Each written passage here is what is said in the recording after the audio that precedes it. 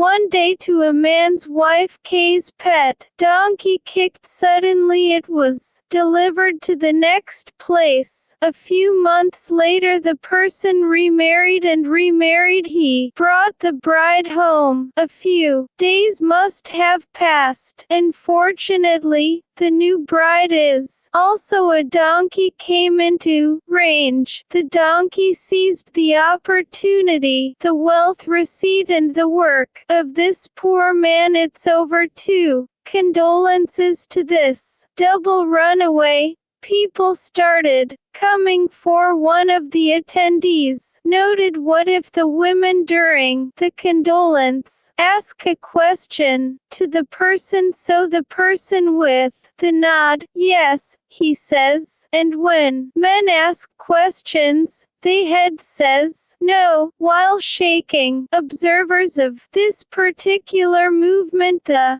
person asked Mr. Randwa when asked the reason, he said, women asking questions, will you marry then? So I say, yes, in response, and men ask, sell your donkey, so I say, no, in response.